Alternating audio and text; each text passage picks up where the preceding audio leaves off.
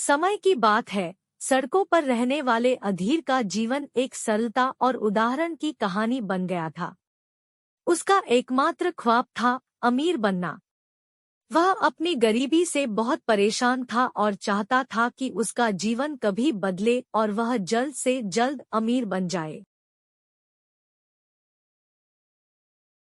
अधीर का दिल उसके गांव के पास रहने वाले दूसरे अमीर व्यापारी विक्रम से बहुत अधिक लालची था, लेकिन अधीर के मन में ये गलतफहमी थी कि आमिर विक्रम लालची है, तो मैं भी लालची हो जाऊंगा। जबकि विक्रम लालची बिल्कुल नहीं था, वह बहुत ही समझदार और लोगों की मदद करने वाला इंसान था। विक्रम का घर बड़ा था, उसके पास हर रोज नई नई गाड़ियां बदलती थी और उसकी सोने की घड़ी बेशक महंगी थी, परंतु उसका बर्ताव और उसका स्वभाव उसे सबसे हटकर बना देते थे। एक दिन अधीर का लालच इतना बढ़ गया था कि ने तय किया कि वह विक्रम के बराबर बनेगा।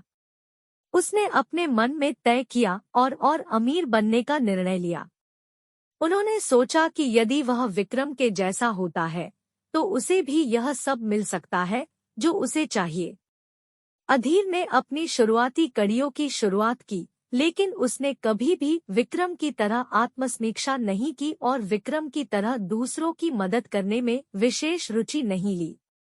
उसका मानना था कि उसका हर कदम अमीरी की दिशा में है, चाहे वह किसी को भी चोट पहुंचे या ना पहुंचे। एक दिन गांव में एक अमृत वृक्ष खिला। इस वृक्ष का फल बड़ा ही रहस्यमय और अद्वितीय था। इस फल को लेकर गांव वाले उत्साहित हो रहे थे। यह फल अमृत से कम नहीं था और जिसने भी इसे खाया उसने अत्यंत सुख से भरी जिंदगी जीता था।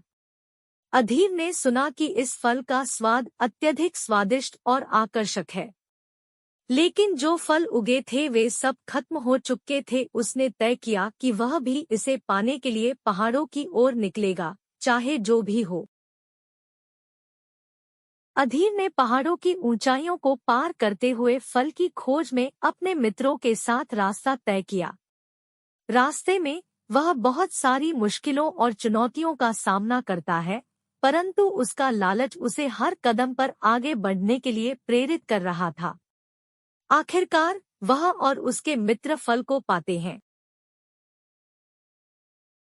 लेकिन अधीर का लालच मन में इतना था कि वह पूरे पेड़ को ही उखाड़कर अपने साथ ले जाना चाहता था और वह उस पेड़ को उखाड़ने लगा। उसके दोस्तों ने उसे पेड़ को नुकसान न पहुंचाने की चेतावनी भी दी, लेकिन उसने उनकी बात नहीं सुनी, क्योंकि अधीर के मन में तो था कि वह उस पेड़ के अमृत फल को बेचकर अमीर बन जाएगा। लेकिन जैसे ही पेड़ को अधीर ने उखाड़ा, पेड़ पूरा सूख गया और उसके सारे फल गायब हो गए। और मरते मरते पेड़ ने अधीर से कहा कि तुम कभी किसी को उजाड़ कर अमीर नहीं बन सकते।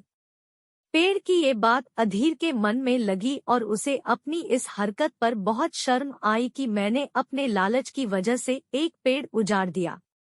और उसने पेड़ से माफी मांगी और खुद को सुधारने की कसम खाई कि वह कभी भी पैसे के लिए किसी को नुकसान नहीं पहुंचाएगा। इस बात से उन्हें एक बड़ा सच्चाई का सामना करना पड़ता है।